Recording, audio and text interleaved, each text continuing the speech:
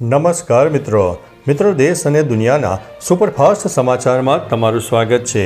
મિત્રો આજથી નવરાત્રિનો પર્વ શરૂ થઈ રહ્યું છે। આજથી શારદીય નવરાત્રિ શરૂ થઈ રહી છે। જાણો કળશ સ્થાપનનું શુભ મુહૂર્ત। આજથી શારદીય નવરાત્રિની શુભ શરૂઆત થઈ ગઈ છે। પ્રથમ દિવસે મા શૈલપુત્રીની પૂજા થાય છે અને કળશ સ્થાપનની વિધિઓ પણ શરૂ થાય છે। કળશ સ્થાપનનો શુભ મુહૂર્ત આજે સવારે 6:03 થી 8:22 અને 10:40 થી લઈને 12:56 સુધીનો છે। આ વર્ષે દેવી હાથી ઉપર સવાર થઈને આવે છે, જે સમૃદ્ધિ, સુખ અને વિજયનું પ્રતીક છે। મિત્રો, અન્ય મહત્વના સમાચારની વાત કરીએ તો પાટણમાં આપનું અનોખો વિરોધ પ્રદર્શન।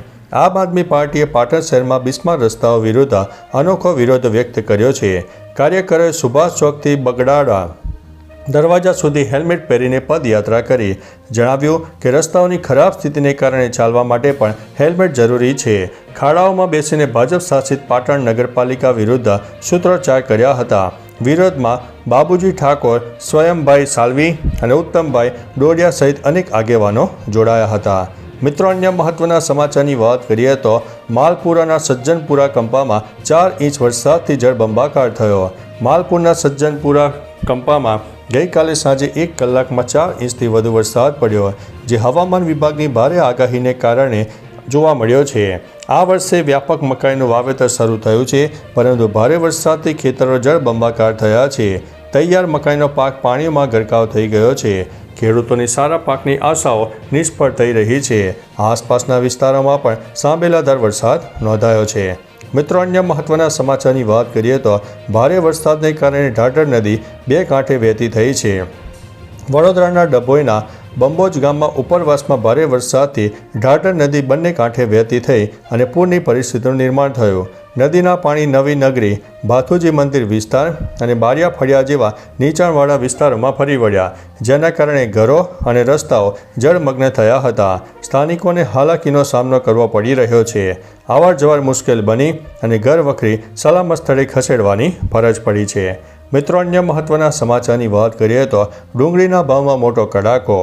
મહેસાણા જિલ્લામાં છેલ્લા 2 મહિનામાં ડુંગળીના ભાવ 20 થી 25 રૂપિયા કિલોથી ઘટીને 10 થી 12 રૂપિયા કિલો થઈ ગયા છે, જે ગ્રાહકો માટે રાહતરૂપ છે, પરંતુ ખેડૂતો માટે ચિંતાજનક છે, કારણ કે તેમને પોષણક્ષમ ભાવ મળતા નથી। નાસિક અને મધ્યપ્રદેશમાં પુષ્કળ વાવેતર અને નવી આવકથી બજારમાં પુરવઠો વધ્યો છે, જે ભાવ ઘટવાનું મુખ્ય કારણ છે।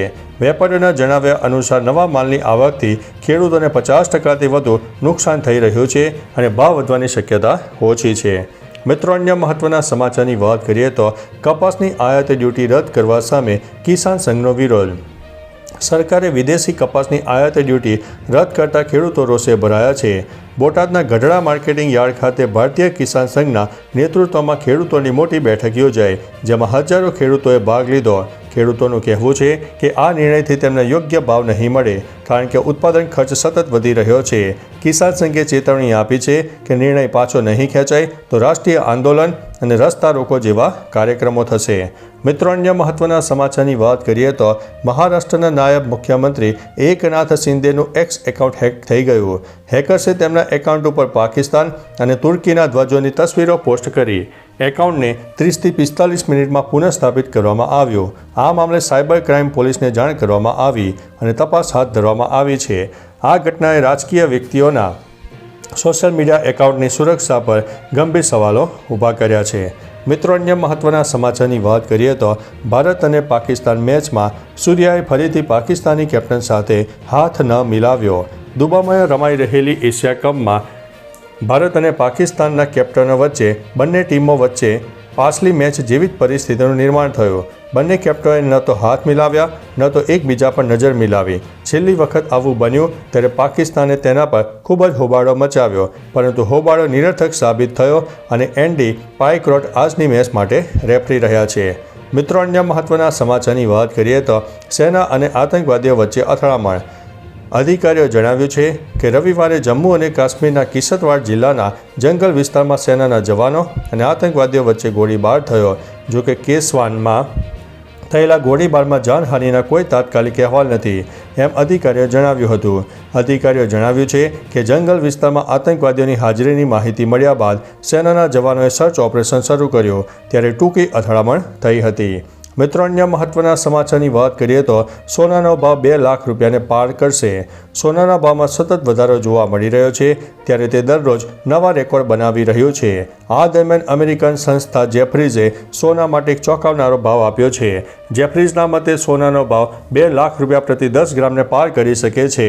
જેફરીઝે આગાહી કરી છે કે વૈશ્વિક સ્તરે આર્થિક અસ્થિરતા અને વધતી ફુગાવાને કારણે રોકાણકારો સોના તરફ વળશે, જેના પરિણામે તેની માંગ અને ભાવમાં વધારો થશે.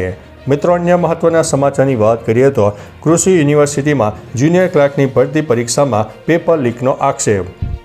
ગુજરાતની 4 કૃષિ યુનિવર્સિટીઓ દ્વારા યોજાયેલી જુનિયર ક્લાર્ક વર્ગ 3ની પરીક્ષામાં અમદાવાદના ઈસનપુરની લિટલ બર્ડ સ્કૂલ ખાતે હોબાળો મચી જવા પામ્યો.